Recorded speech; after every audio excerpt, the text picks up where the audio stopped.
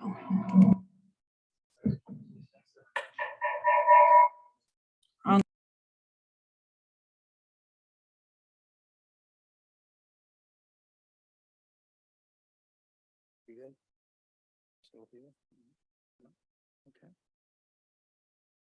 evening and welcome to the May 17th meeting of the East Hempfield Township Board of Supervisors. Tonight's meeting will be advertised to be held in person and online using Zoom with login and call-in information posted on our website. Tonight's video and audio is being recorded. For tonight's meeting, Robert's rules will still apply. The meeting will be run by the vice chairman, who will be assisted by an employee managing the Zoom site. During the meeting, in order to offer comment, you must be recognized by the chairman. For people utilizing Zoom, you will need to use the chat function to be recognized. Text your name and address to the moderator. Your request to speak will be passed on by staff to the chairman or the vice chairman. Once recognized by the vice chairman, unmute your microphone. After speaking, please mute your microphone. East Hempfield Township public comment rules will apply for all public comment. You must be a resident or business owner in the township to speak. You must identify yourself by name and address before speaking and sign the guest log for meeting minute purposes, or follow this chat procedure already discussed for Zoom attendance. Comment is limited to 3 minutes and must be about the agenda item being discussed, with the exception of public comment for non-agenda items. No action will be taken on any non-agenda item of a non-emergency nature during the public comment period for non-agenda items. We will now move on to our first agenda item. Please join me with a moment of silence and the Pledge of Allegiance.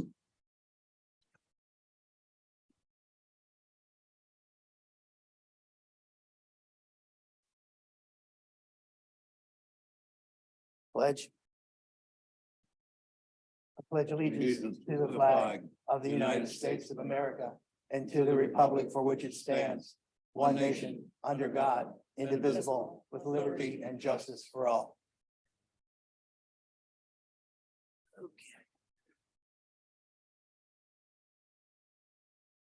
Okay, our first agenda item up for consideration this evening is our consent agenda.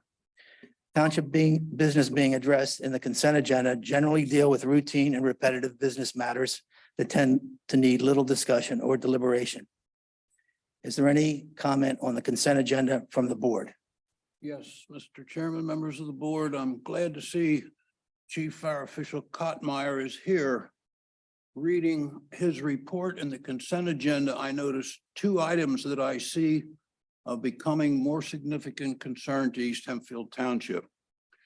First of all, he is finding it necessary to fill in crews to get apparatus in response to calls.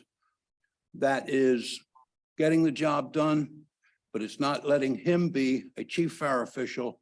And it addresses the fact that we need to start to work and get a solution on manpower. A second item in his report that drives this point home is that of the 18 calls that East Petersburg Fire Company had for East Hempfield Township last month, they were only able to respond to 9. And that could be my house because I'm up there. So I have a particular interest here, and we must address this. We have talked about it as it has gotten concerningly worse, but reading his report, I feel it's appropriate to really emphasize that we get a hold of this. Thank you. Thank you for your comment. I believe it's most appropriate. Our Chief Fire Official Kottmeyer has done a great job so far since he's been here addressing these particular issues. They are issues that we've been dealing with in the Public Safety Committee each month. But again, I appreciate you bringing them up tonight in this manner. Anything else? Just I have to abstain because of the expense reimbursement. Okay. All right. With that, any comment on the consent agenda from the audience or Zoom? All right. Seeing none, I'll consider a motion to approve our consent agenda. So moved. I have a motion to approve. Do I hear a second? Second. Second from Mr. Weaver. All those in favor? Aye. Abstain. Motion passes 3-0 with one abstention. Okay. From here, we'll go to the Little Conestoga Creek Foundation. We're going to consider an easement agreement for a trailhead at Noel Dorward Park. Mrs. Switzer? Mr. Schultz is here and I think he has a presentation. Okay, great. You put up the first slide Yeah, about no. the overall plan. Yep.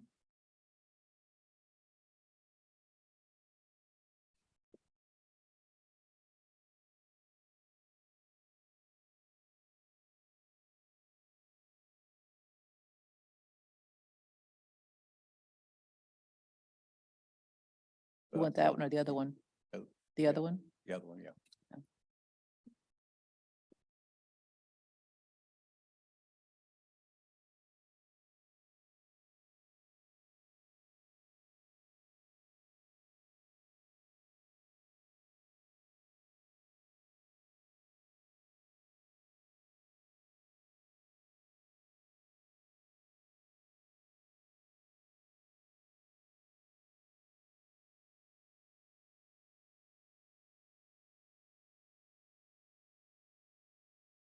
Let's see. Yes, yes.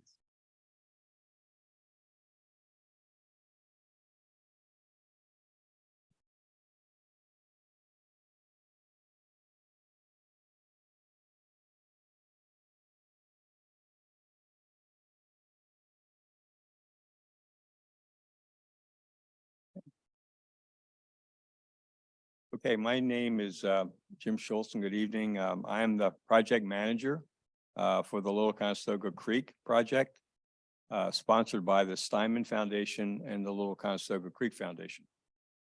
What I've asked is to have the entire blue-green corridor put up on the screen so that everybody can see what I'm talking about in terms of orientation.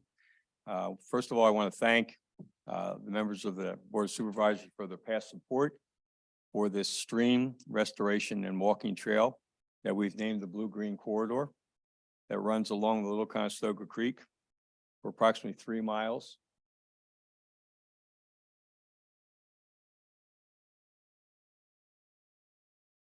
And adjoining to which will be a walking trail. And what we're going to be talking about tonight is basically a new addition in terms of a walking trail in the Dorward Park area. So this is the overall Blue-Green Corridor project, approximately 3 miles from Marietta Avenue to the Swar Run area. I'm here tonight to discuss a very specific location in East Hempfield Township, namely Dorward Park, that would be added to the overall Blue-Green Corridor project.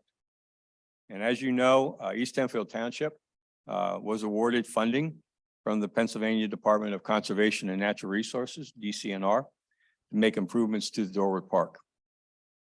In turn, the foundation is pursuing funding from the same DCNR for an expansion of the parking area at Dorward Park in conjunction with the East Hempfield Township Park improvements. So if you could put up that one, that would be great.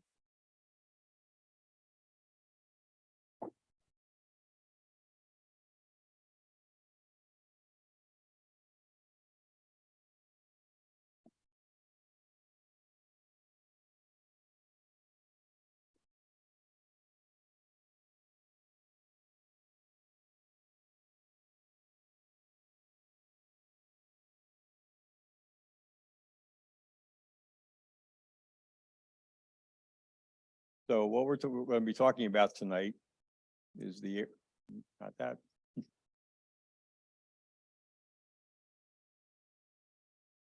We're going to be talking about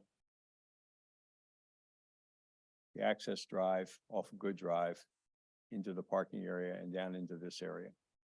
And then we're going to be talking about beginning of the trail, sort of an informal trail there now. And what we're going to be doing is a more formal funded ADA accessible trail. All right. So the foundation is pursuing funding from that same DCNR for an expansion of the parking area. So one of the improvements that Dorward Park is going to have by East Hempfield Township is a paved parking area where you have now a gravel parking area. So in this area, right now you have basically a gravel area that's going to be paved. And what we're talking about is expanding that to create, in effect, more parking, to create more of a trailhead because of what we're going to be doing, which is taking the trail at this location down all the way down to the creek.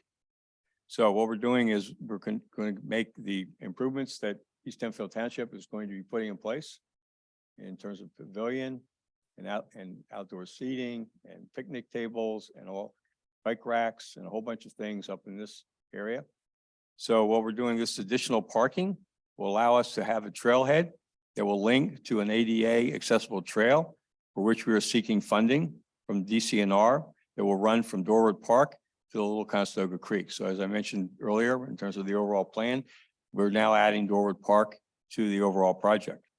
So we're expanding the Blue-Green Corridor project by making an ADA accessible trail connection between Dorwood Park and the corridor. Our plans now include the expansion of the parking lot. Again, I'll just point that out. So this is the gravel area right now. And that's going to be paved. And what we're talking about now is increasing the parking by approximately 25 parking stalls in that area. The ADA accessible walking and biking trail then would run. Again, people would be able to park in any of the areas in terms of the parking.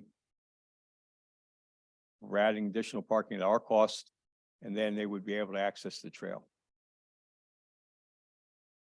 The funding for both the expanded parking lot and the ADA accessible trail is approximately $1 million, with most of those costs paying for the ADA accessible trail. A portion of the $1 million of DCNR funds will be matched by funds from the Little Conestoga Creek Foundation. So this is not a cost to the township at all. In order for the foundation to have an application that is complete, the funding source, DCNR, requires that we have a legal easement with the property owner, which in this case, of course, is East Hempfield Township. This easement would permit us to use DCNR funds on the parking lot expansion, paying for associated stormwater management costs, which we've agreed to in principle with the township, and to start the walking trail on East Hempfield Township land as an ADA accessible trail. The remainder of the trail is located on land owned by La Suama, and we are obtaining a similar easement from La Suama in order to construct the remainder of the ADA trail.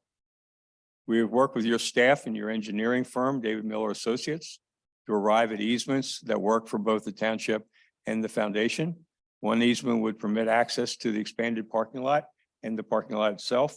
So one easement is the access drive down to the parking area. So that would be one easement. The second easement would be the actual trail. So it would be actual trail easement, would be access easement and a parking lot. And then the second easement would be the new trail or expanded and improved trail. You have received the easement agreement that has been legally worked out between our attorney and your solicitor. We're asking that you approve this easement agreement with the access and the parking lot and the easement for the trail, and give authorization to the appropriate person within the township to sign the final overall easement agreement, which includes both the exhibit and the legal descriptions.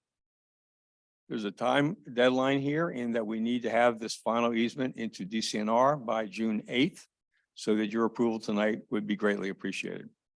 Thank you for listening to my presentation. I'm here to answer any questions you may have. Okay, with that, we'll start with the board. Is there anyone on the board who has any questions about the project? I think Jim did a great job just laying it all out there, how it's going to happen, why it's needed, and the fact that from a cost to East Hempfield Township, there won't be any. So that's awesome. I just thank Mr. Schultz and the Steinman Foundation for everything you guys have done up to this point and being true to your word throughout the whole process. So it has been a very pleasurable experience as you guys have been developing this, and we're proud to partner with you.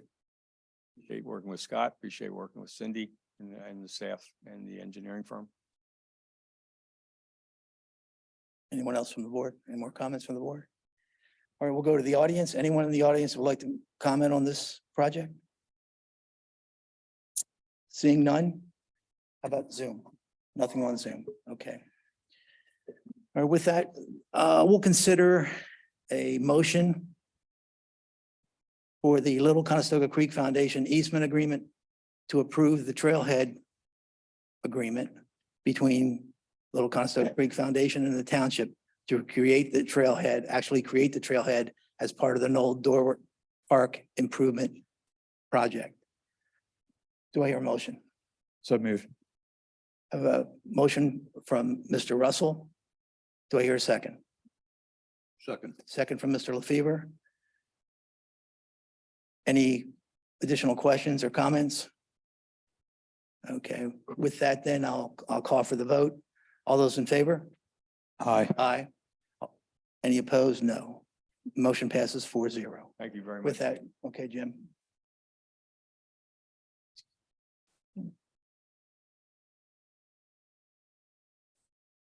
Okay, next on the agenda. 2352 Marietta Avenue, a sketch plan. Good evening. I'm Mike Huxta with ELA Group. The property owner is unable to make it tonight. You might remember this project from last summer when it was rezoned to medium density residential. And at that time, we submitted a sketch plan indicating our intent of how we were going to develop the tract. And tonight we have our plan that really hasn't changed from that. It's been improved on a little bit. And we've received comments from the township engineer that will be incorporated into the final land development plan. There's the existing site. It's about 4.7 acres. It's located between Marietta Avenue and Route 30. There's one existing residence in the upper left corner and a large garage on the tract right now. That property has an access drive, a driveway that goes out to Marietta Avenue that will remain. That part of the property will be subdivided and will create an approximately 3/4 of an acre property, a separate property. And what we're proposing on the next page is to construct a single access drive off of Marietta Avenue, directly across from Pin Oak Drive. That access drive will go down to a private street. At both ends of that private street will be a turnaround area, and parking will not be allowed within that turnaround area. That will be open for people to turn around. That's basically what it's there for. But on-street parking will be provided in other areas across the street from the proposed townhouses. A secondary emergency access will connect the existing driveway to the new street on the left side there. So that'll be a stabilized grass paver system. So in the event of an emergency, if the main access drive is closed down, vehicles can use that on a limited basis. We're proposing to have 2 townhouses with 6 units each and 1 building with 2 semi-detached units. This will create 14 new units. And 4 dwelling units per acre are allowed, and we're going to be at like just over 3 dwelling units per acre. So we will meet that requirement. The next plan, you can see that we're going to provide stormwater management facilities between the proposed buildings and Route 30. There's going to be buffer plantings between 30 and the new residence, as well as street trees. And the site will be maintained by a homeowners association and served with public sewer and water, and street lighting will be provided for the private street. For traffic for the 14 units, it's going to have about 64 daily trips, with 3 trips in the evening peak hour and 3 trips in the morning peak hour. And for this plan tonight, we're asking for a modification of the preliminary plan so we can go right to final. And I'll answer any questions you may have. Okay, sounds good. The board? I'd just like to comment that we've looked at this difficult site over the past months, and I'm appreciative of the efforts made by the developer to bring this together with the dual access and the other concerns and considerations we requested. So thank you. Any other comments? Staff have any comments? No, none? Okay. How about the audience? Anyone in the audience have any comment about waiving the preliminary plan for this project? Seeing none, nothing on Zoom, okay. All right, with that, I'll accept a motion to approve the waiver of preliminary plan requirements for 2352 Marietta Avenue project, township file 23-04.01, subject to all staff and engineering comments. Do I hear a motion? So- Motion from Mr. Weaver. Do I have a second? Second. Second from Mr. LaFever. Mr. Chairman, just for the record, not to be picky, but the address is 2532. Okay. Thank you. 2532 Marietta Avenue. I'll call for the vote. All in favor? None opposed, 4-0. All right. Next up, we have 2882 Yellow Goose Road, again, a waiver of preliminary plan. I believe we have someone here to speak on that.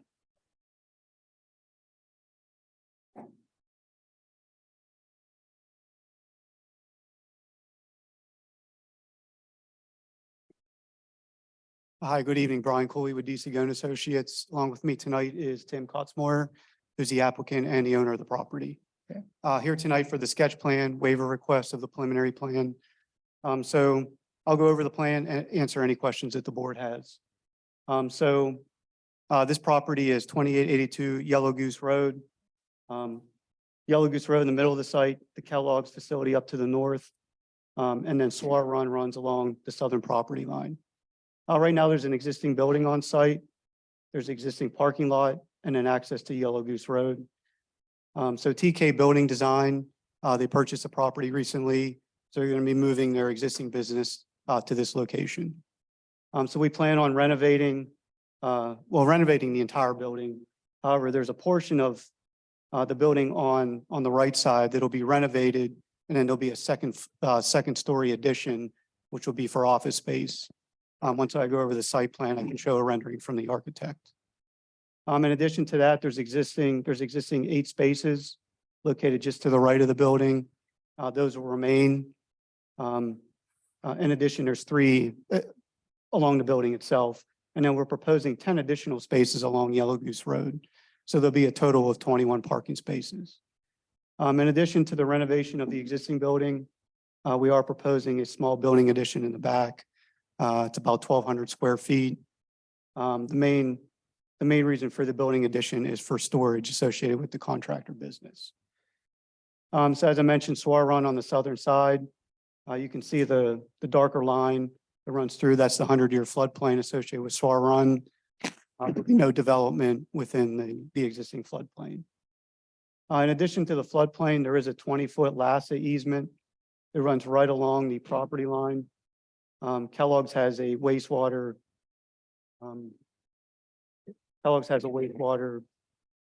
treatment building here that drains down to the main sewer line. So the LASA easement conveys sewer from Kellogg's.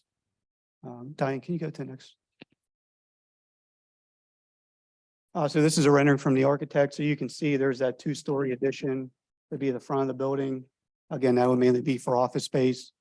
And you can see that the remaining portion of the existing building will be renovated. We do have the township engineer letter dated April 20th. They do recommend approval of the waiver preliminary plan. And then we attended the planning commission last week. Planning commission also recommended approval of the preliminary plan waiver. Does the board have any questions for myself or for Tim? Sounds good. Board? No questions. No. This appears to be a repurposing. I mean, there's a building there, a business there before. It's now vacant and empty, right? Yes, that's So we're correct. putting it back to good use. Yes. Sounds like a good plan to me. All right, any questions from the audience about this plan? Okay, seeing none, nothing on Zoom. With that, I'll accept the motion to approve the waiver of preliminary plan requirements for 2882 Yellow Goose Road project, township file 23.05.01, subject to all staff and engineering review. Do I hear a motion? So moved. Motion from Mr. Russell. Do I hear a second? Second. Second from Mr. Weaver. Calling for the vote. All those in favor? Aye. Motion passes 4-0. Thank you very much. You bet. Next up, 350 Richardson Shanks extract. I guess that's 350 Richardson Drive.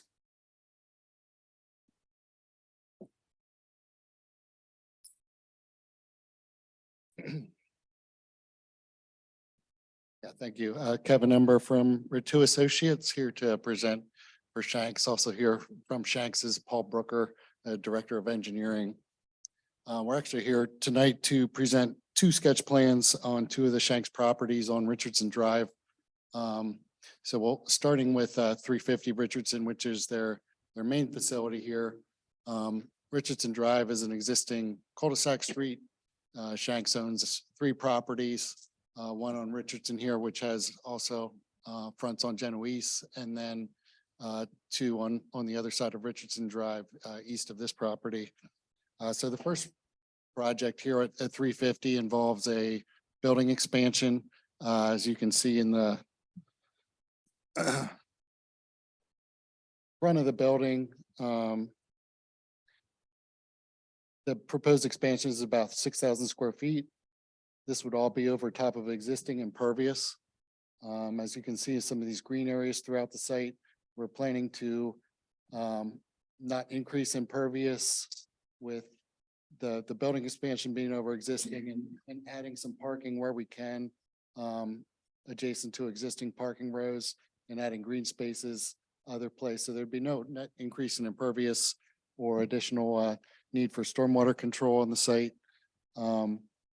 And we're also planning to restripe some of the existing parking to current township standards in order to try to limit any reduction in parking. We expect the full land development plan will basically show the same parking in the existing condition to the proposed condition, even with the proposed building expansion. So we're here tonight for this project and the second project I'll discuss to request a waiver of a preliminary plan, go right to final plan with the relatively limited increase in building size that we're proposing here. Okay. So we'll do the 350 Richardson preliminary plan first. With that, any comment from the board? No, another routine waiver. Yeah, okay, yes, routine and nice to see a business expand in the township with little impact on the area. Any questions from the audience? Seeing none? Zoom, none in Zoom.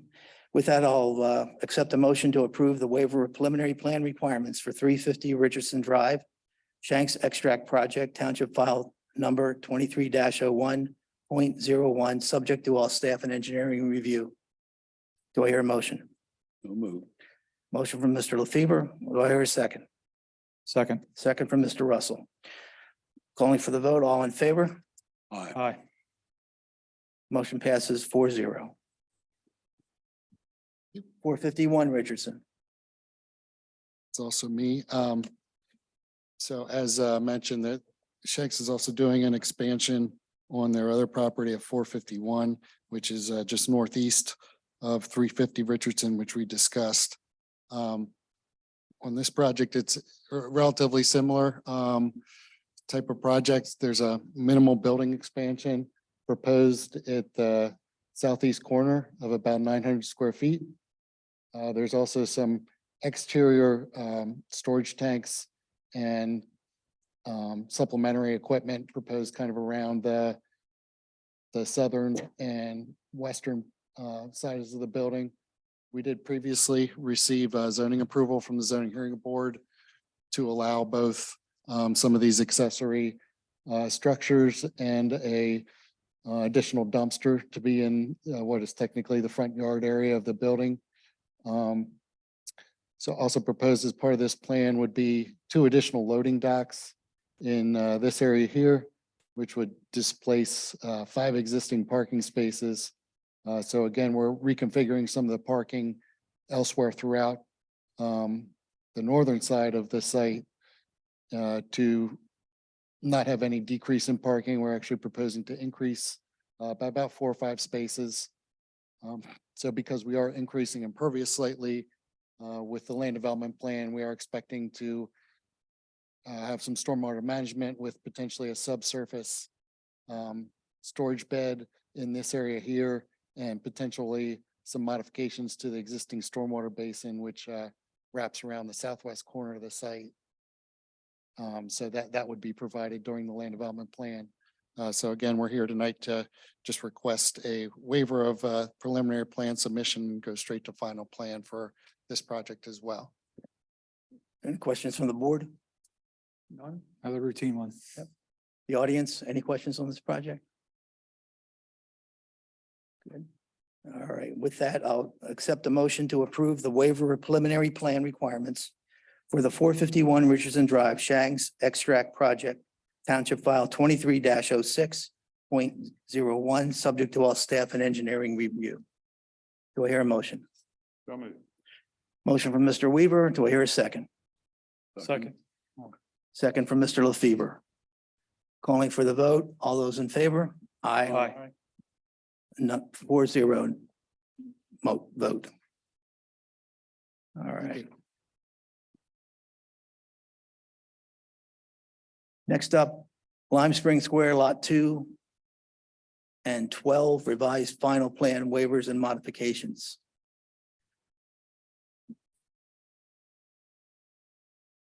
Evening. Hi. Peter Wirtz with McNeese Wallace and Nurick here tonight with Alex Peel of RGS Associates.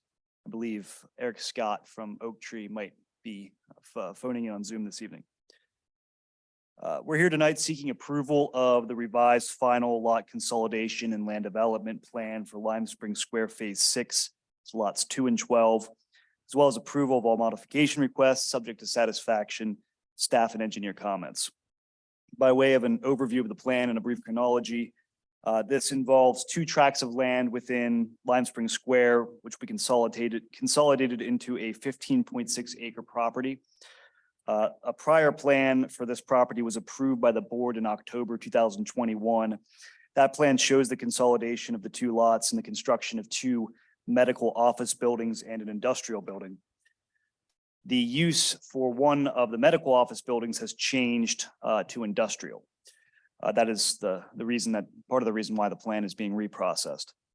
The property currently and as consolidated is split zone between the enterprise zone and the RCC zone. We did obtain a conditional use approval on May 3rd for the 39,498 square foot building that is located in the RCC zone. That's based on the requirement for conditional use approval for industrial buildings in excess of 10,000 square feet.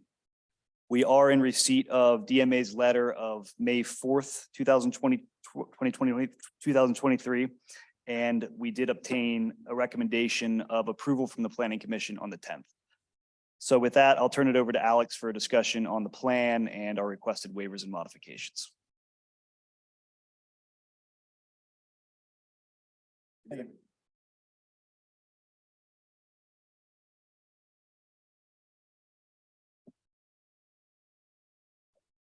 As Peter noted, this is a revised final plan, so I'll just kind of give a quick overview, orienting to the plan itself.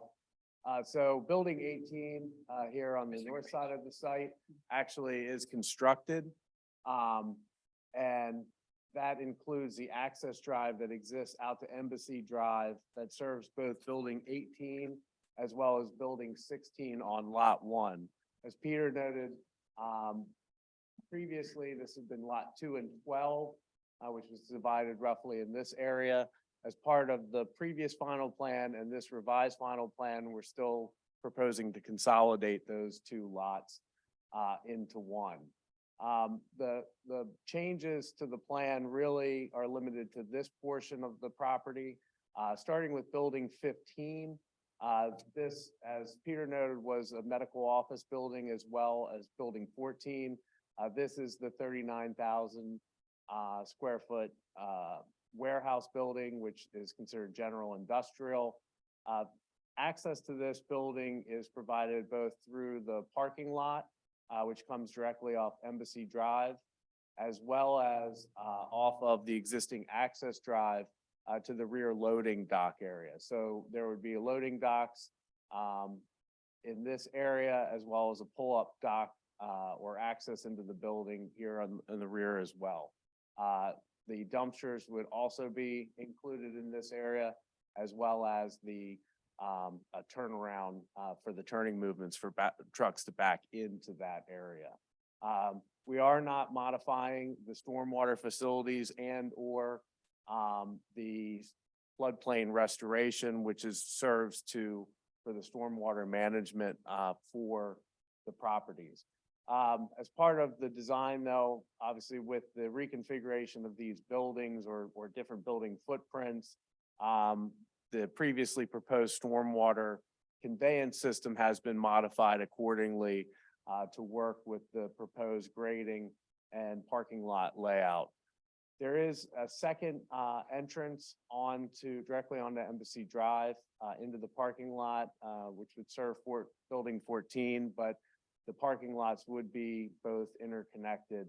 There would not be a connection between this parking lot and the loading area.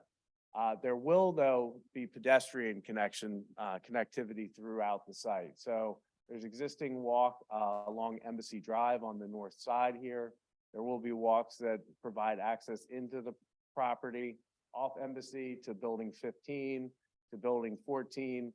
At this scale, it's a little hard to see, but there will be a walk that runs up the east side of the building around the back here and then connects all the way up through to building 18. So there will be connection between all of those buildings for pedestrians. Sewer and water will both come off of Embassy Drive as well. There will be a sewer main that serves buildings 14 and 15. There's one obviously already in place for building 18. As the consolidation into one lot, as was proposed previously, for Lancaster City Water, there will be just one water meter pit, which is also in place, currently serving building 18. Off of the main behind that meter, there will be service into building 15, water main that comes across and will serve building 14 as well. And that's kind of the overall rundown on the updates to the plan itself. Are there any questions on any of those items? Any questions from the board? No.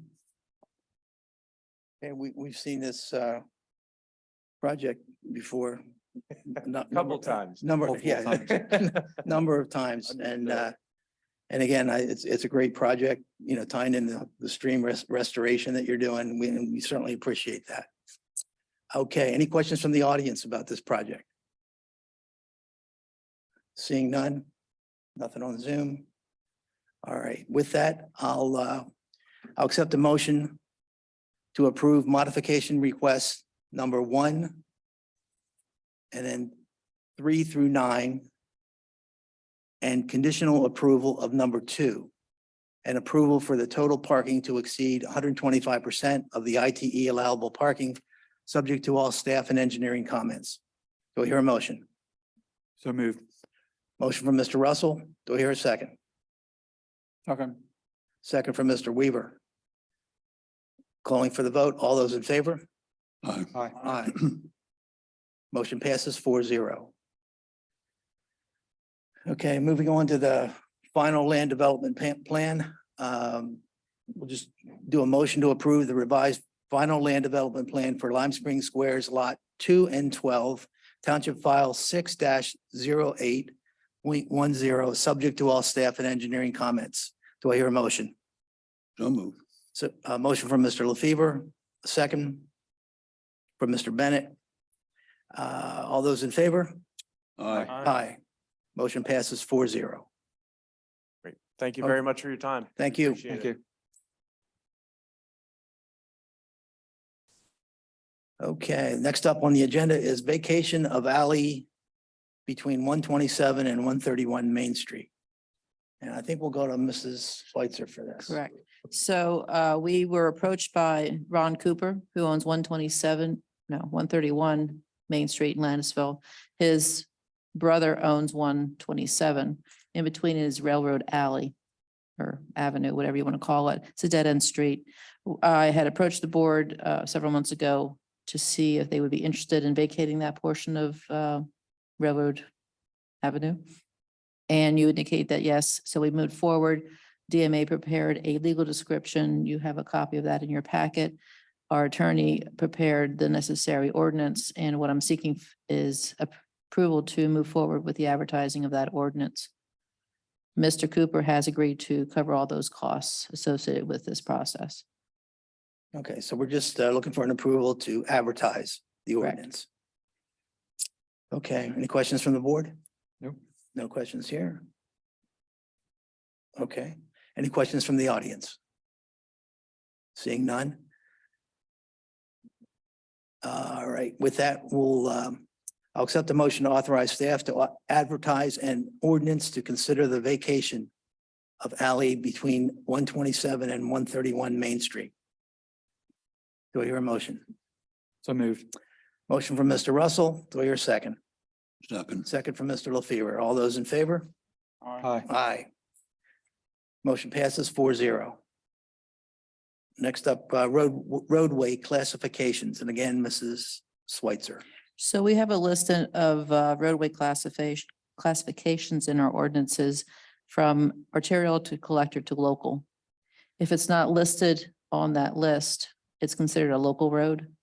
Genoese and Richardson Drive, are both considered local roads because they're not on the list. And as you heard this evening, there's quite a bit going on both of those roadways. And we've also had meetings with staff and the developer for additional improvements, all centered around heavy industrial, which requires to be on a collector or arterial road.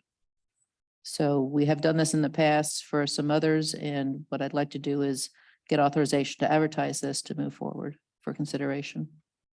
Okay, advertising, a step in the process. Any questions from the board? Another routine event Yeah, tonight. all right, sounds good. Well, that's good. All Good routine for me. tonight. All right. With that, I'll accept the motion to authorize staff to advertise an ordinance to add Genovese and Richardson Drives as collector roadways. Do I hear a motion? So moved. Motion from Mr. Russell. Do I hear a second? Second. Second from Mr. Weaver. All those in favor? Aye. Motion passes 4-0. Okay, Mrs. Schweitzer's on a roll here. Insurance renewal. So our insurance renews May 29th for all policies, both for the township and also both of the fire companies. You received a copy of those proposals from Engel, Hambright and Davies, who have been our broker for the past probably 10, maybe 15 years. The township insurance policy has gone up approximately 5.3%, which is fairly minimal. Both fire companies have seen, one has seen a decrease of a couple $100. The other one has seen an increase of $100, $200. So I'd like authorization to allow binding of those insurance policies. Okay. With that, any questions from the board? Pretty routine. Our broker's done a good job over the years. He has. Advising us, and we're one of the few municipalities right now that has cyber insurance, which is a good thing. For that malware protection that we're going to be needing. Okay, any questions from the audience? Seeing none, none from Zoom. I'll accept a motion to accept the insurance renewal quote provided by Engel, Hambright and Davis, which covers the township, Roarstown Fire and Hempfield Fire, and bind the insurance company with an effective date of May the 29th, 2023. Do I hear a motion? So move. I hear a motion from Mr. LaFever and a second from Mr. Weaver. All those in favor? Aye. Aye. 4-0 vote. And then I guess the next, another insurance issue, Mrs. Schweitzer. So each of our policies, including the township and the fire companies, have umbrella policies, which override all of our regular policies. And both the fire companies at one point in time had different levels of coverage for their umbrella. That has since changed because we made a concerted effort to make both of the agencies the same as best we could. But in the past, what we did annually is bill them. We paid the first 1 million and billed them for the 7 million. In this case, in recent years, their coverage is 8 million umbrella coverage. So we billed them about $1,900 each. And what I'm asking is the board to consider a new policy that we simply cover that $4,000 expense as opposed to billing them back for the umbrella coverage, because they are now both equal. All as a donation, of course. Yes. Any questions from the board? Now, we're more and more having to assume more and more financial responsibility for our fire companies. It's another step. That's a good point. And I think this is certainly reasonable. Probably won't help the man or woman power issue that Mr. Lefebvre mentioned, but it's still a positive step, I think, that would help them. Sounds good. All right, with that, any questions from the audience? Seeing none, I'll accept a motion to change the payment policy regarding the umbrella policies for Rohrstown and Hempfield Fire to reflect full payment by the township and discontinue billing each department. Do I hear a motion? So moved. Motion from Mr. Russell. Do I hear a second? Second. Second from Mr. Lefebvre. Calling for the vote. All those in favor? Aye. Aye. All those opposed? None. 0-4-0. Okay. Next up is consideration of a new duty vehicle for the Assistant Deputy Chief of our fire department, Mrs. Switzer. So currently, this is not in our fleet program, which is why it's before you for approval. You had created that position probably 2 or 3 months ago, Assistant Deputy Chief. It's a volunteer position. When that was created, we were utilizing the duty vehicle for Rohrstown Fire. They have since needed that vehicle, so he's without one. So you have my proposal before you for the additional costs. Chief Kottmeyer is on Zoom. If you have any further questions, and I think he probably has a bit more explanation as to what is being purchased and the impact that it would have. Well, we'll give him an opportunity. John, Yeah, could you hear me? we can. Yes. Okay. Yeah, this is essentially what it's going to be. Don has been an asset to all 3 departments in the sense of covering as an officer and responding to provide that command presence. The vehicle he's going to actually receive is going to be a Tahoe. This will be set up as a command vehicle. It'll have the radios in it. It's not going to be, we're not going to put a whole lot in it other than it's going to have obviously lighting for response, township seal on it. We're not going to get carried away with the graphics either, but is essentially it's more for him to respond to the calls. He responds day, night, weekends, and it will have the dual radios in, all the things that we need to run incident command from that vehicle. So I think, it is his position is a volunteer position. And I think it would be it'd be great to give him a vehicle to be able to continue to do what he does so well. Assistant Chief Schenberger has done a great job since coming on board and has really helped us out in the pinch in getting to incidents. And I'm sure we'll put this vehicle to good use. Any other comment from the board? We just talked about this in the public safety working group and we support doing it. Okay. Any questions from the audience? Seeing none, I'll accept a motion to authorize. I'll accept a motion to authorize staff to increase township vehicle fleet by 1 vehicle by adding an assistant deputy chief duty vehicle with upfitting to the enterprise leasing program that we have in place. Do I hear a motion? So moved. Motion from Mr. Lefebvre. Do I hear a second? Second. Second from Mr. Weaver. Calling for the vote. All those in favor? Aye. Aye. Motion passes 4-0. All right, next up, LED lighting conversions, Mrs. Switzer.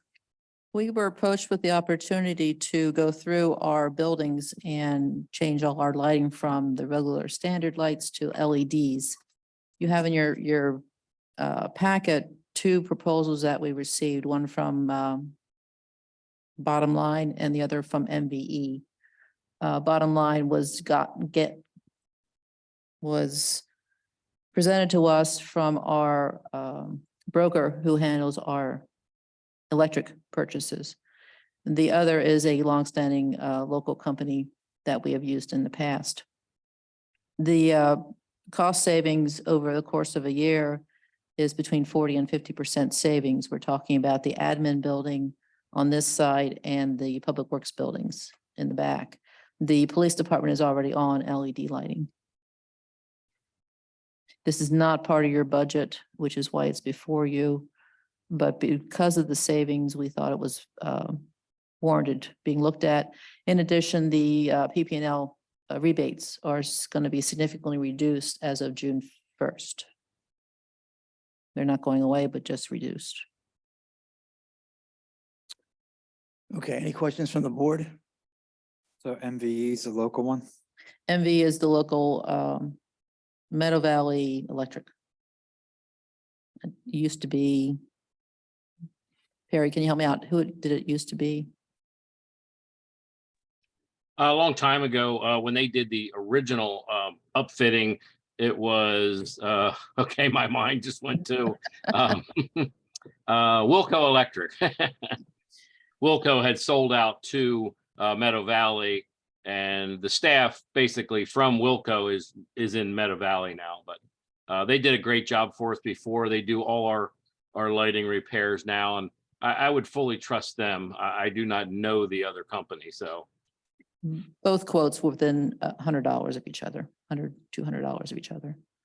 So nothing significant there. And the quote that they have for TPL rebates is an estimate. So I didn't include that. I looked at the base number.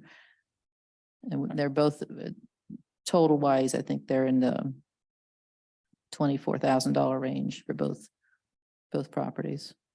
That comes close to covering the cost for 26. the insurance for the fire companies.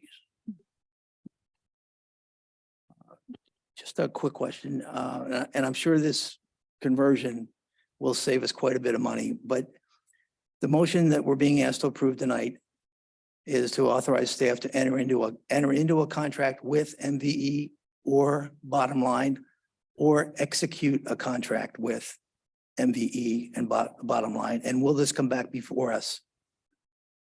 It will not. It will not. Okay, so we're really providing you the authority to execute a contract Correct. for the benefit of the township. Okay, Correct. just want to make sure I understand that. Is there any other differences? Because it looks like the local is the cheaper one. The other difference is the lighting watts, Perry. Yeah, the proposal from the one company is calling for a 17 watt bulb replacement. That is actually brighter than the existing lights that we have now. Meadow Valleys is recommending a 14 watt bulb, again, which will also give us a reduced energy cost also. So overall, it will be cheaper, and we will have the same lighting that we have now. Okay. With that, any questions from the audience?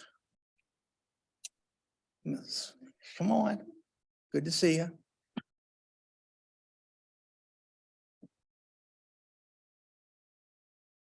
Megan Connell, 1157 Old Eagle Road. Are they changing the lights or just changing the bulb? Just the bulbs, correct, Perry? No, actually, it's a complete change out of the system. The fixture itself, the metal part stays the same. They just remove the ballast, and the newer systems do not require a ballast. So they just install new bulbs and the new little plugs where they go into. Okay. Yeah. I was just curious how much bulbs cost versus the hardware. Thank you. Okay, any additional questions? Seeing none? None from Zoom? I'll accept a motion to authorize staff to enter into a contract with either MVE or Bottom Line to convert the Public Works Facilities and Administration Building to LED lighting. Do I hear a motion? So moved. Motion from Mr. Russell. Do I hear a second? Second. Second from Mr. LaFever. Calling for the vote. All those in favor? Mr. Chairman, Yes. if I could have you choose one or the other. So it's either a vote to go into a contract with MVE or bottom line. So if you could just change your motion to, Okay. But I got you. All right. Sounds good. Big decision here. Motion to authorize staff to enter into a contract with MVE to convert the Public Works Facilities and Administration Building to LED lighting. thank you. Do I hear a motion? I'll make that motion again. Okay, Mr. Russell on the motion. Do I hear a second? Second from the chair. Calling for the vote. All those in favor? Aye. Not opposed. Motion passes 4-0. All right, next up on the agenda is the MS4 quarterly report. We're gonna go to Mrs. Switzer. We're gonna give our engineer something to do We'll tonight. make him talk. Thanks. You're welcome. So the report that you received has some highlights in it of what we are doing and what the township's working on over the last quarter. A couple of the big projects are the Aher Wetland Restoration projects moving forward with construction. The Nisley Road Basin is in permitting right now to move. Hopefully that will be able to move forward soon also. We did prepare an update for the annual MS4 report that was submitted to the state. And we also, I think you all do know, but we received a very nice grant of a little over $800,000 for the Four Seasons Hempfield Rec restoration project. That one, the design work hasn't quite started on that yet, but that'll be rolling through here pretty soon. Other than that, we're continuing to do, though, hoping to do the wet weather testing and doing the BMP inspections and keeping up with the other elements of your permit. Sounds good. A lot of good work going on.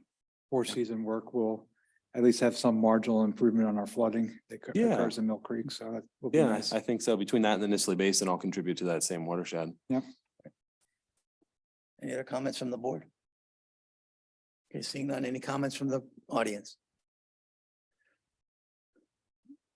Okay, with that, I'll accept a motion to acknowledge review and receipt of the DMA Municipal Separate Storm Sewer System, MS4 quarterly report.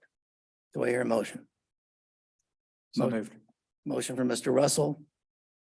And a second from the chair. All those in favor? Aye. 4-0. Approved. And finally, Dairy Road restated resolution motion.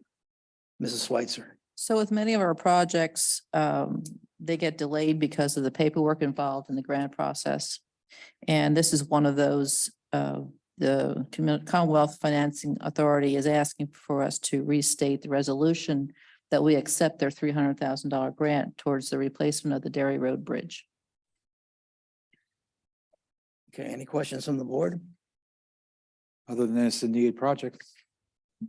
I'm sorry. I said, other than this needed project. It is, yes. And then the 300,000 also goes along with the $1 million grant we also received.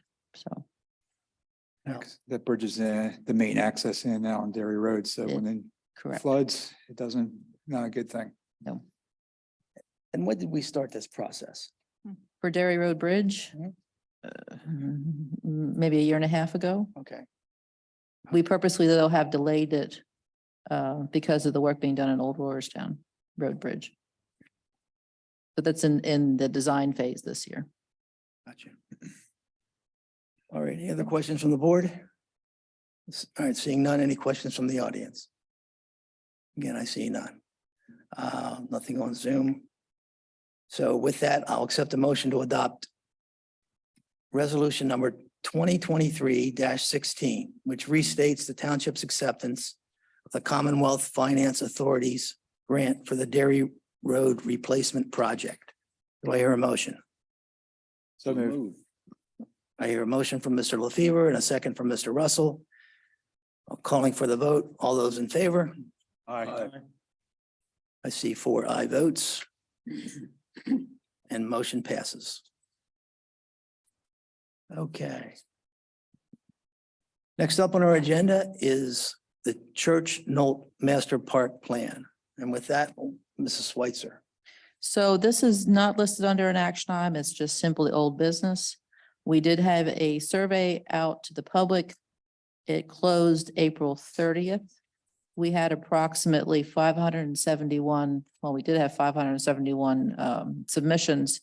And what you see before you is the results of that survey. There's also some up front if you'd like to pick one up. We're just sharing this with you. I can defer to Nate and Diane, who are much closer to the data, if you have questions about that. But essentially, the data reflects the fact that the plan that we currently have drafted out addresses a lot of the concerns or the wishes that our residents have been asking for. The next step in the process will be a open house, which is scheduled for next meeting, June 7th, from 4:30 to 5:30, 6:30, to gain additional input from residents. They'll come in and place markers on maps and we'll take pictures and gather additional information from the residents. Is Nate here? Does Nate have any? Nate is on Zoom. Diane, if you want to flip to the Nate, next anything one. to add? That actually shows the graphs. Of course, you can't read the words too well, but. I do not have anything else to add. As Cindy said, the statistics fairly match what we had come up with in concepts, and the open house DMA is working on blank maps where residents can put scale versions of the amenities on there to see how they feel it should look. Okay, good. Thanks, thanks for the effort on this survey. It gives us a lot of good information. With that, any comment from the board? Okay, no comment from the board. How about from the audience? Any comment from the audience? Yes, ma'am. Step right up.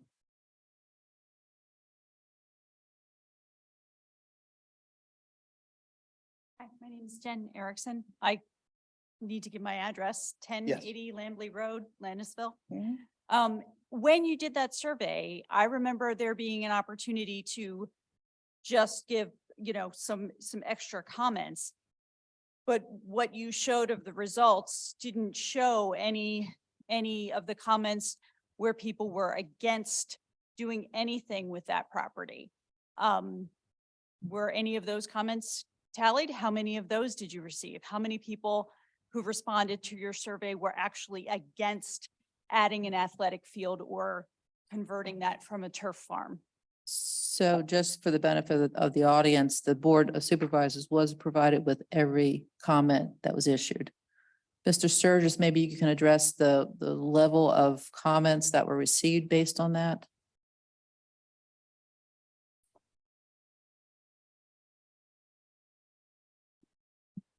Yes, we did compile all the comments that were given. There were a handful of residents that were against it. But as the graphs show, a lot of the comments reflected that as well. A lot of people see the need for this facility.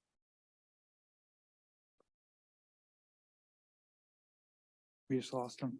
Yeah, we do have the comments. And I think one of the reasons that we didn't put them out there is because we didn't tell people on the front end that we were going to do that. What do you mean? You didn't tell them you were going to give them that opportunity, or you didn't tell them that? We didn't tell them that their comments would be made, if the comments that they made would be open to the public. So how many people were against it? I would say less than 5, and I'll be glad to let you read through this and you can count. Okay, can't give you a copy, but Other than the meeting in June, is this a foregone conclusion that you're going to turn that into an athletic field, or is there still a chance that we can stop this? it's a foregone conclusion, I would say, that it's going to continue to be recreation space. Other than that, there's been no firm decisions made on anything else. Why is the turf farm no longer going to be the turf farm? Are they moving out? Did they find elsewhere, or what made you decide that that field was no longer serving the township as a turf farm and now needed to be something else? It doesn't serve, well, it doesn't serve the township as a turf farm, But they pay you rent. virtually nothing. How much It do costs, they pay? it cost us $1,000 a month for 55 acres.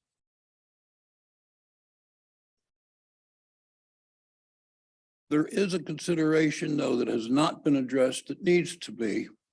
In that, yes, 13-odd thousand dollars a year is not a lot of money. But we have zero maintenance on that piece of property of 53 acres. There is a cost to maintaining a property like that of maybe 36 or so mowings a year. We all do it at home. We know what it costs. Well, to do 53 acres, you're probably talking $1,000 with equipment and manpower. So it is not a liability, and so to speak, in any regard to the township. While I have the floor, I also want to help people look at this graph. The active participation section, recreation, active recreation, has an accounting of responses listed at the bottom of the graph in relationship to the 571 responses. The passive recreation has much higher numbers for its bars, which says more people were responding for walking. I think there may have been a planting and kind of thing. So in any development of this, the graph is telling us, the responses are telling us that there needs to be a balance of the end result that reflects the input of this survey. I agree. Can I add one more thing? Sure. As a resident who lives very close to that intersection and whose basement has flooded multiple times prior to the retention basin being added, when the retention basin was enlarged, maybe about, I want to say 13, 14 years ago, that put an end to the flooding in our basement, and that was a wonderful thing. If you put any parking lots or impervious surfaces, roofs, parking lots, pathways, what's going to end up happening is we're going to have increased flooding. But even that's just one concern. The other concern is Nolt and Church is a very difficult intersection as it is. It's a dangerous intersection as it is. If you add more traffic to that area, you're going to need to put a light in to keep it safe. And if you put playground equipment or sporting fields, all the kids in the neighborhood are going to want, it's going to attract them, and they're going to want to cross Church Street to go play in those fields. So now you've made it an attractive nuisance. You've made it a risk. You've upped the risk factor for all the kids who want to cross Church Street to get there. And there are no crosswalks at the moment. So you're creating what I see as an increased danger to the kids, in addition to the maintenance expenses that Mr. Lefevre just brought up. Okay. So I have serious concerns about it. And I Okay. just want to go on record as saying that. Thank you.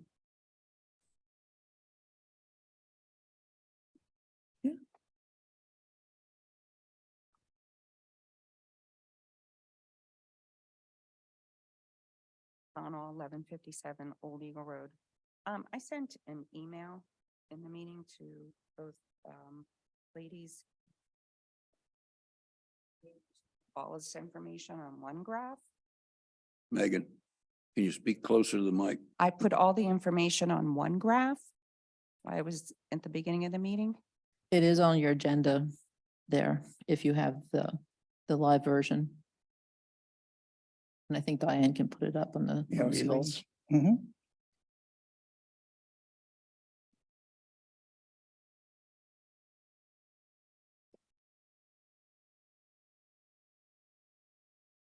And the reason I did that is because I don't think your graphs, like Mr. LaFever said, adequately reflect results as a whole on one page. The green is passive. The red is active and the yellow is the lighting and the miscellaneous things like grills or whatever. So I think that is a better representation of what people want than a lot of black lines that go across a chart that don't have the same numbers across the bottom. And I think it is very clear that the residents who responded prefer passive over active. And your master plan is just the opposite. So I would hope that when we attend the meeting, the open house on June 7th, that the plan adequately reflects that graph rather than that. Thank you. Anyone else?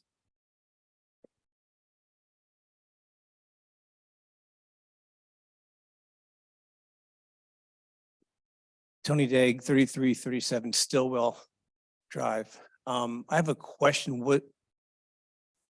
Who were the surveys sent to? Just East Hempfield? Or It could was a public acknowledgement. It was in our newsletter with a QR code. We also had it next door, Facebook.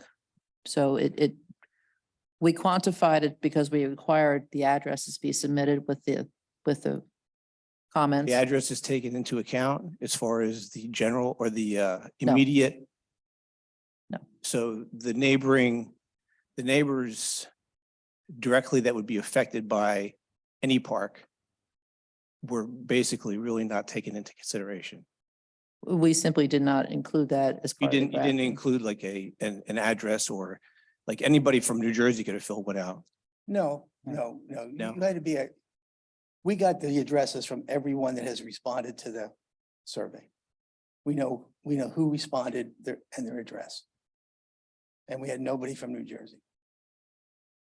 So the board has seen if there was a comment or concern from a local, a close neighbor, they see their addresses in the comments. Is it What I would represented on a personally, graph? what I No. would have done is I would have marked those recipients of the survey and plotted them out as to who plotted what, because I can pretty much guarantee you that, first of all, there's a little bit more than a handful of people that oppose the park to begin with. Okay, there's probably 5 people in the room right here who oppose any park. Okay, so there's more. So the board's comments that there's a handful of people that oppose this park is pretty ridiculous. But also the fact that the survey was sent out to anyone with any type of interest whatsoever instead of the immediate neighborhoods, especially when you try to include any lighting, which is definitely going to affect neighborhoods right next to it. Just to clarify, the survey wasn't sent out to everyone. It was a survey that was taken off the township website. It was on Facebook as well? I believe it was, yes. Okay. And that's how you responded to it. Paper surveys were available here at the township building if you needed a paper one. Maybe my point would be that I would have liked to have seen a little bit more of a local East Hempfield representation rather than other townships. You know, I would like to, but I don't give my input to Manheim Township or West Hempfield Township on what they should do with their tax dollars and what should be done with their land as well. I must address a point of order here as a supervisor. I know that I heard that this was only for response by East Hempfield Township residents. If that was not the case, I'm in error, but it's a time to get that point of order established. This is not for Lancaster County at large to decide what's done in East Hempfield, where we will have the burden of this. I don't care how it's developed or who sponsors it, there will be a cost to East Hempfield Township. That cost has to be something that's fair to the residents of East Hempfield Township. If I'm wrong, if there's input to these comments and that graph from people outside East Hempfield, it's void. It's absolutely void. That's a point of order, and it must not be ignored.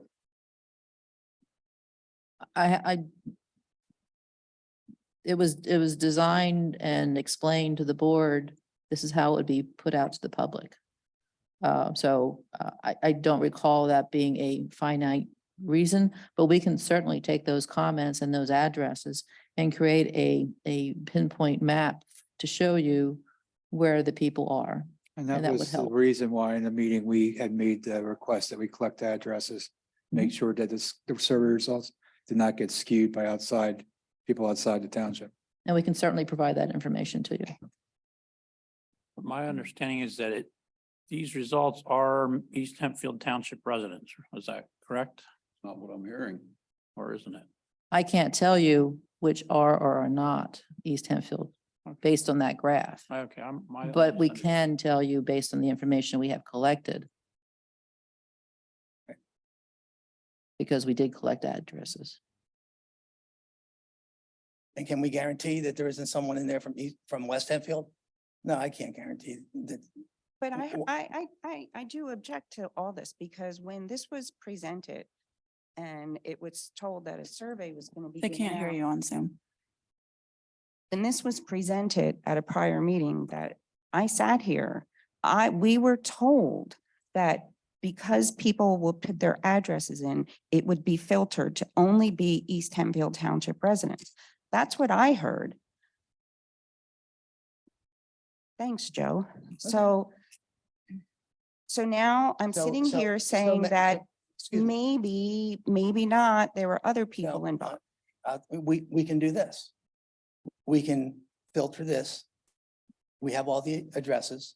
We can filter it to make sure that only East Hempfield Township residents are part of the equation.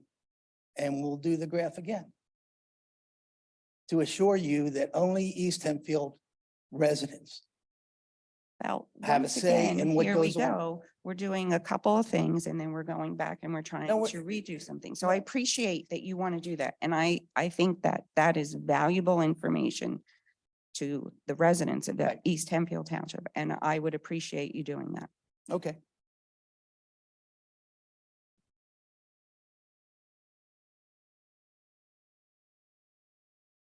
Rene Munoz, 3876 Nolt Road. Mhm. And I have two questions. I didn't see the survey, unfortunately. So I'm wondering if someone can describe the structure of the survey to me. And that is, how were the questions presented? And were respondents given an opportunity to say, I want nothing done? Or were they just given a list of things that they would like to have done or things that could possibly done, and they were asked to rank them? Because that determines the nature of the survey. The second question I have addresses the comments of my two colleagues, and that would be if there would be any way to scale or weight, or as you indicated, map the locations of respondents. Because it seems to me that those respondents who live nearest to this property should have a bit more input into how those uses of that property. People living further away may enjoy it, but they won't have to suffer the consequences of poor drainage or increased traffic. Thank you. Anyone else? Jennifer Erickson again, 1080 Lambley Road. So I was wondering why a survey wasn't directly mailed to every resident in East Hempfield. And I know that would be incredibly expensive and wasn't in your budget. So failing that, if you couldn't have sent a targeted letter and survey to every resident, then it would have been great if you could have sent that kind of correspondence to the houses, as Renee said, that are would be most impacted. The houses to the west of it that would be flooding in Mr. Russell's neighborhood, which is also my neighborhood. And also to the people living along Knoll Road and Church Street that would be most impacted by not only the traffic, but also the additional light and the additional noise that any kind of fields and activities there would create. It seems to me that that was not done. Those people, those residents who would most be impacted were not directly asked by this board how they would feel about it. And I did see the survey and it didn't directly ask, is this something that you would want? It was more of a rank of here's a list of activities that could happen here. Which ones do you most want? It kind of assumed that the residents were voting on which changes to make to it, not, hey, we don't want any changes to it. Thank you. Thank you. Anyone else? Mr. Galante.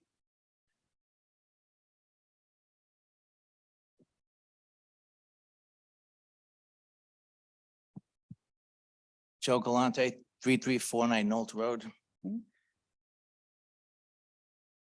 Just to clarify, will another survey be sent out?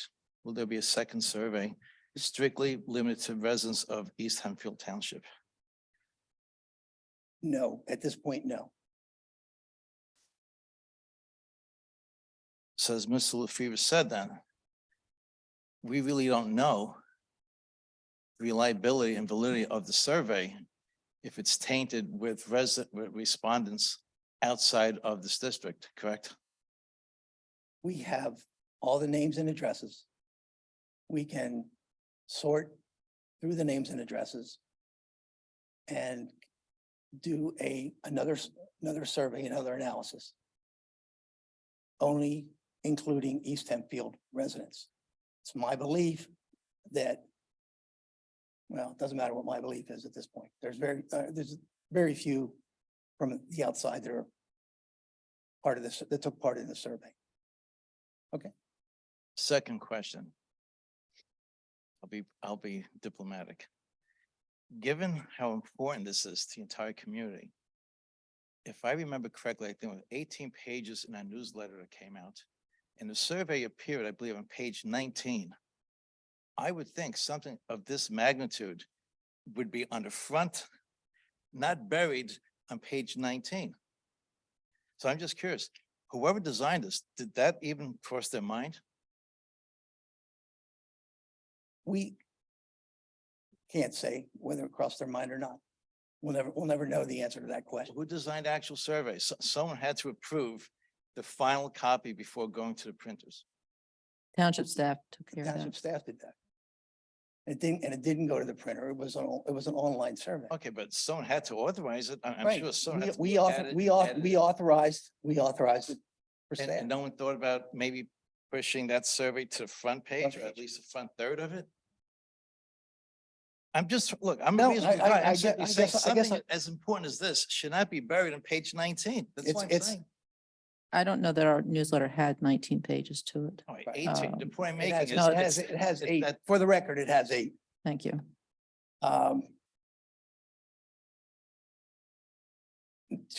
You're asking questions about, we can't think of, despite the fact there's 5 of us up here usually, we don't think of everything. We try to do things to get them right. Okay? Oh, I We understand. wanted the community to have more input in the process. And we think we got it. Okay? I Now, was you've with raised some this- questions here tonight about the validity of it, and I want to make sure that we go back and make sure that it is a valid analysis. That's what we're going to do at this point. Okay, Okay? I just respectfully disagree that if you really want input, why would you place something so important at the back end of a survey? It seems counterintuitive that that's something you want to do. Well, I can't say, we didn't put it, first of all, we didn't put it in the back. Okay? One page in the back, I stand correct. The point is, it should be in the first 3 or 4 pages. Well, This is going to impact the entire community for years and years to come. This is not just an off-the-cuff type of decision. I'm just pointing out the obvious. Okay. That's all I have. Thank you. Thank you. Okay, anything else? Sure. One more time, but please keep it brief. Question or point. Mhm. So are there any opportunities to generate revenue for the township from this park? Or is it essentially something that's going to cost the township more? From $13,000 in revenue now, as Mr. LaFever indicated, to the potential of $26,000 in at least basic upkeep? I guess the answer to that question would be if you have, because we haven't made any real decisions about how the property is going to be used, except that we want to keep it in recreation. We don't want to build a warehouse on it. We don't want to put another 100 homes there. Okay? If you've got a revenue generating idea for that property, we'd be willing to hear it. But not right now. No. I have no specific ideas. I was Okay. just wondering actually if that kind of a calculation had been done, and that doesn't seem to be the case. It was more out of curiosity. Okay, I got you. Excuse me. Be brief. Jen Erickson again, 1080 Lambley Okay. Road. Why does it have to stay in recreation? How is that calculated that if we're going to change it from a turf farm to anything, why are you stipulating that it must be a recreational use? Well, the impetus for this, and I think you know what the impetus for this was. I do not. We had a organization, a youth sports organization in the township that came to us and asked for space for sports fields. And they were willing to provide a significant amount of funding for the development of the sports fields. And And what that's how- and that's organization how was this- this? And that's how this process all got started. What organization was this? Hempfield Youth Association.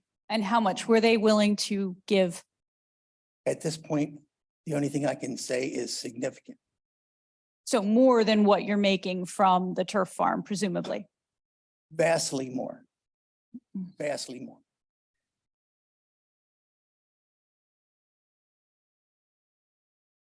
Okay, So it's just HYA, it's not also Dick's Sporting Goods? I don't know where that comes from. No. Okay. Okay, anyone else? Yes, I want to address something. The harmony of this board and the relationship that constituents of East Hempfield is extremely important to me. It has been for 25 years as I've served this township. The 53 years I've been a resident, most recently, in addition to being born here years before I went astray and had to come back. I'm asking the people to trust this board. I'm asking this board to come through crystal clear on who participates in this survey and response, and that we are hearing only that information that is relative to those who will bear the cost of this. Again, I repeat, there will be cost.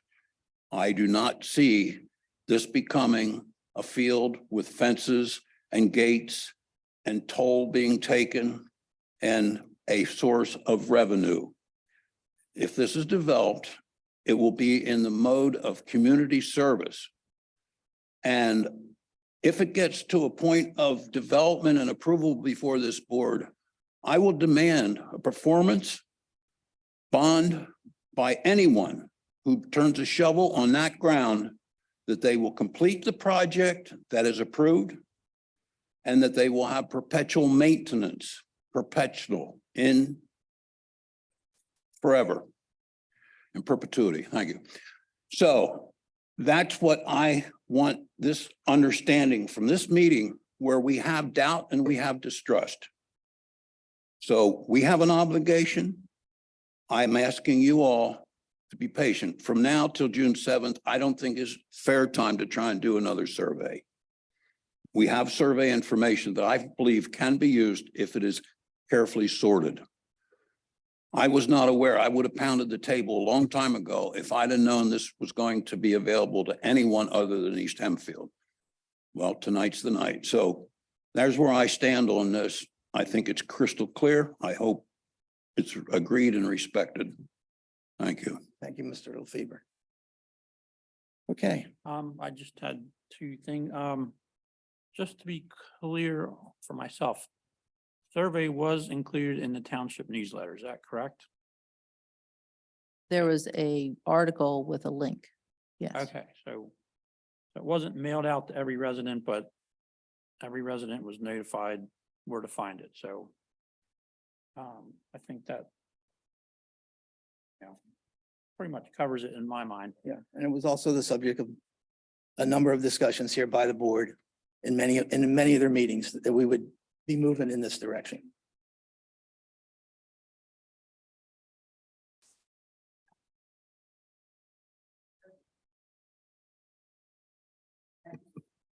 I would see no reason why you wouldn't. All right, we'll see that you get one, Mrs. Connell. Okay, then the second thing is, someone mentioned the actual comments themselves, which we did not make available. Which I guess that makes sense if it has identifying information.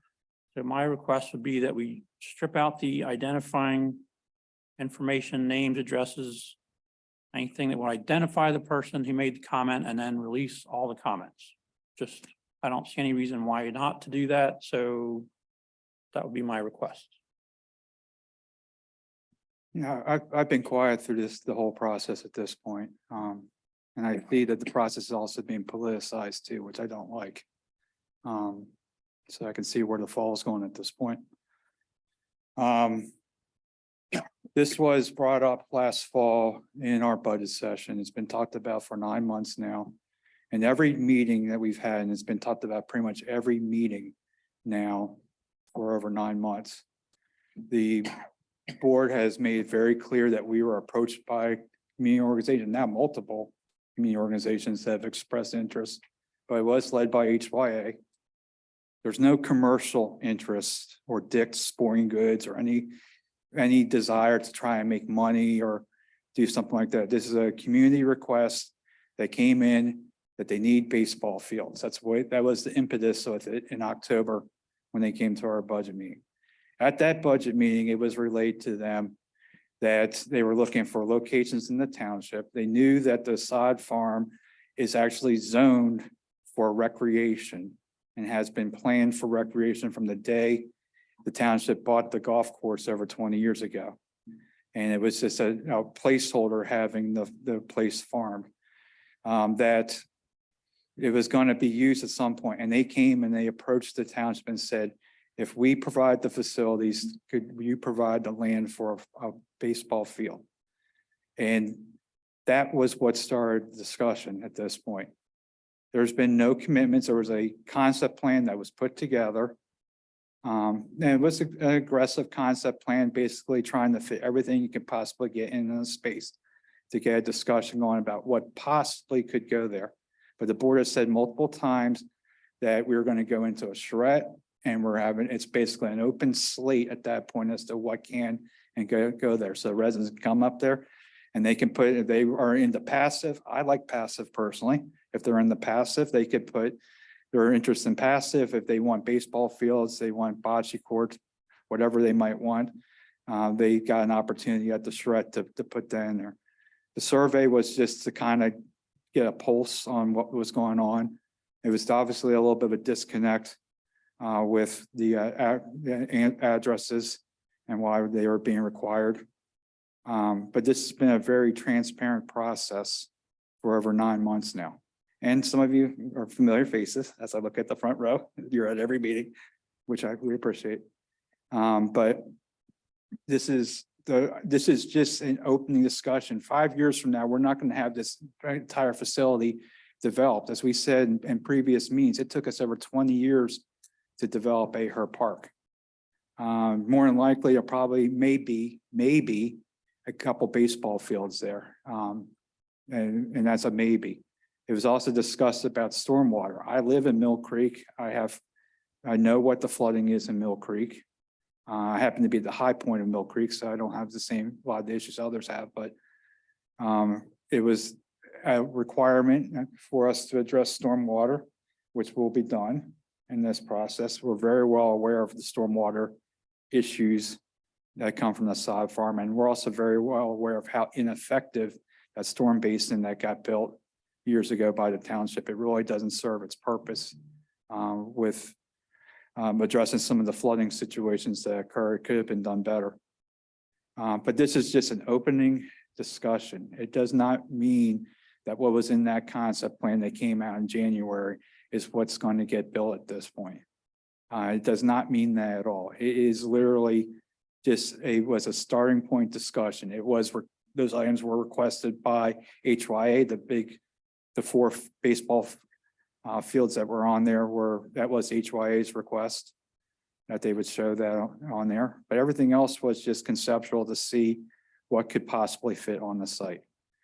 We did hear in a number of meetings, more of a request for passive recreation. And there's a good chance that's a good part of what would get developed on the site. That's why the shred's important for people to come out and actually offer their feedback and their input at this point. I do think that there is a pretty large majority of local residents that would like to see something there. There was a debate about what that's going to look like. I recognize those that immediately butt it don't like change. I personally don't like change. I kind of like the sod field, but I also recognize that that was always meant to be a recreational field, not to be a sod farm going forward at this point. And we have grown over the years, and there's a need for it. My son did play baseball. He doesn't play anymore, but I did get to see the difficulty with finding sports fields. And I know what HYA was going through, just like the soccer club went through when they ended up trying to find fields and ended up making an agreement with the school district to build their soccer fields on school district property, which was the similar concept. So all I ask is just a little patience. We have a charrette coming up in a couple of weeks. That's where the public input's going to be, where people can provide their comments. It's going to be an open slate. So I understand it. There's going to be a number of boards where people can draw what they would like to see on there. And if you want nothing, then just say blank plate. I'd like to leave it as sod farm. That's fine. But it'll be an opportunity for people to provide their comment. And I think there is room for compromise at this location. So. Thank you, Mr. Russell. Okay. I think that'll do it for the discussion on this for this evening, at least. I'm sure we'll have more in the future. Do we have any, next up on the agenda is new business? Do we have any new business tonight? We do not. Traffic Commission report. We have A very, well, go ahead. I guess I'll take it. We had a very brief traffic commission meeting, but it was productive in that we approved 2 stop signs, one on Bunny Drive and Lawrence Boulevard, one on Lawrence Boulevard and at Pheasant Drive, which is due to increased traffic from the nearby development coming through that area. That's just west of Centerville Road. We had a traffic report. The police department continues to contact and educate people who are speeding. So an ongoing issue, but they're working on it. And we are eagerly anticipating the truck route study, but it has still not been provided to us. It would be the draft from the traffic engineer. Still working on it. My report. Okay. Thank you, Mr. Weaver. Next up on the agenda is public comment. Do we have any additional public comment this evening? Yes, we do.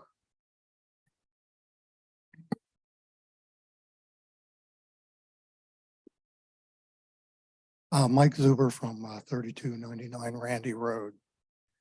I was really excited when I read the newsletter about your adopting a property maintenance for the 2015 International Property Maintenance Code, which in your newsletter has inoperable motor vehicles parked on the property. That's all it says.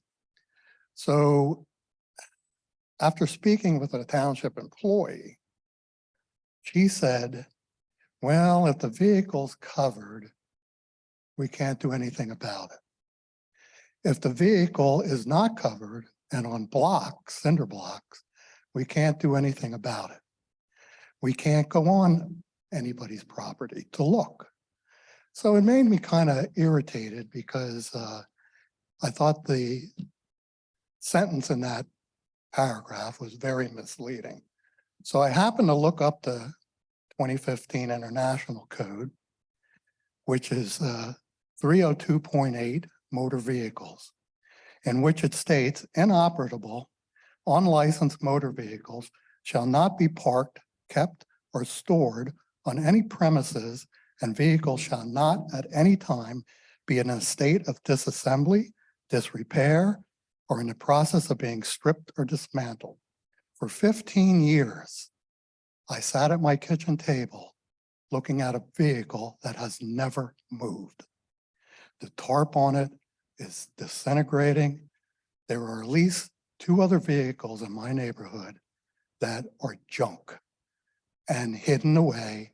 And I just find, why would you adopt this ordinance without making a provision for motor vehicles? That's my question. And we'll get you an answer, but not right here. Okay, Okay, thank you. thank you. And good luck with your baseball field.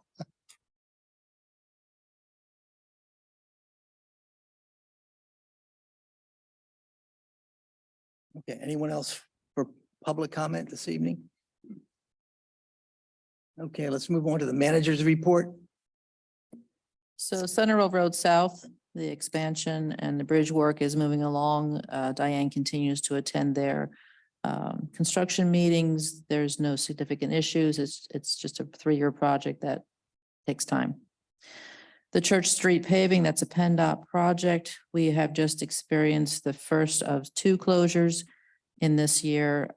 They should be open next week, which will be just in time for the graduation ceremony at the school. So that's a positive.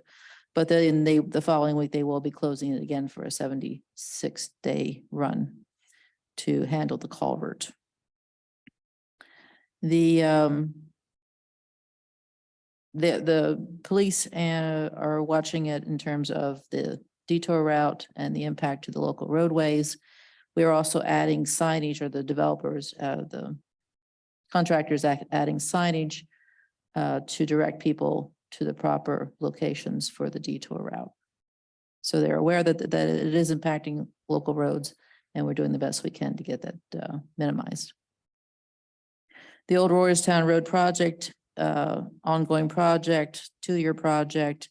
They restarted the work after some utility and Norfolk Southern delays, but they are still plagued with utility delays and Norfolk Southern delays. So they are working, but it is a slow go and a process that they have to continue to work through. The Farmingdale long-term project, you'll notice that a lot of the prep work has been done at the intersection at Orville and Good.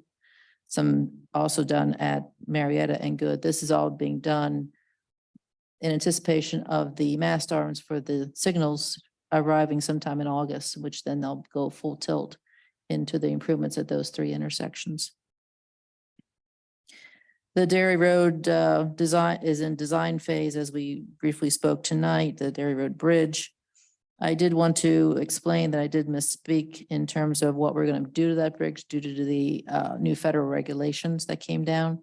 So rather than putting the barricades up, we are going to simply use signage, which reduces the weight limit on the bridge from 34 to 29. Diane has reached out to all the businesses in the area, spoke to Sergeant Lombardo in traffic, and they feel that they can continue to use that roadway with the lower weight limit, at least until it gets repaired sometime next year, replaced. The Route 72 and Lidditz Road, as you know, we expanded that project scope to include the relocation of Crider Lane. We had reach out from Senator Almond's office regarding a potential grant source. The Multimodal Commonwealth Financing Authority has a grant source. I did reach out to them and asked them 2 questions concerning the match and also the ability to use the grant for the temporary signals. He indicated to me that the 30% match does not exist this year for municipal work, so that's all clear. And the temporary signals, as I described them to him, do meet the grant match. So we have our traffic engineer working on the proposal, which needs to be submitted by July 31st. Big thanks to both the Representative Miller and to Senator Ahmed For pointing for that their out. help out with that. That is a safety issue. It's a top project in the township. And they assured us that they would also send support letters for that grant once it Right, goes through. so I appreciate all their support. We don't need any more fatalities at that location. We talked about the vacation of the alley, the Stony Battery Trail. So again, we're struggling with utilities. We have the storage facility, which needs to pave their walkway. That's 2 weeks out. Hopefully that'll be in place by the time of your next meeting. The intersection of Knolt and Stony Battery, the 791 warehouse, that's where the utility work comes in. As soon as those poles can get moved, or actually the lines need to come off the poles and then they can be lifted, and then they can resurface the stoned-in area to match the rest of the paving that's in place. There's a guy wire too. Is that part of the utilities? I think the guide wire is already outside, or it's already in place. The one that's staying has been fixed. The one that's leaving is not fixed because it's leaving with. Right. Yeah, because there's still one. There was still one there the other week, so. Yeah, so. And the area of Kaufman Road, we're still working with the property owner. That's a slow go. I've reached out, he's reached back. We're still kind of trying to get a number for the replacement of that storage shed. We talked about the LED lighting proposals. Talked about insurance renewal. Just a note for insurance renewal, right now we renew our insurance mid-year, which makes it difficult to budget each year because we run on a January 1. So what we've asked the broker to do is get policies in place so that everything renews January 1, so that we can work our budget number appropriately. Revised hours at the township building are working out quite well in terms of staff. It's a little too early to tell what impact it's impacting residents. We did have a couple phone calls tonight and a couple visitors. So it seems to be being utilized because we do have later hours on a Wednesday. I did attend a few meetings with staff and the board. We did have a pension meeting on the 17th. We talked about the status of the plans. Of course, we had some bad quarters, but they anticipate that the funds will turn around sometime in 2023. And he does not recommend any changes to our allocation. We also had a public safety meeting. We talked to our labor attorney regarding the police contract. Our next meeting with the association is scheduled for next week. Chief Kottmeyer also discussed some of the issues going on with Royerstown, and they are in fact moving forward with part-time drivers because of the lack of ability of Manheim Fire to cover some of the time slots. So that program is being developed by Royerstown Fire. We talked about the vehicle. And we talked about the modifications to the umbrella policies. We had a park and recreation meeting to discuss the results of the survey, which we have discussed tonight. Also of note, the Jacobs Creek Park has two components that were rusted through, and those have been removed, and they will be replaced in the 2024 budget. Diane and I attended the Lancaster Public Library tour.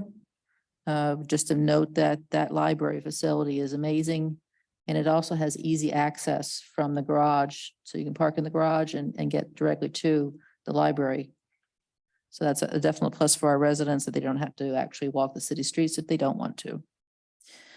Also attended the Representative Miller's breakfast on the 11th, along with Scott Russell, Andy, and Tom. And that concludes the report unless there's questions.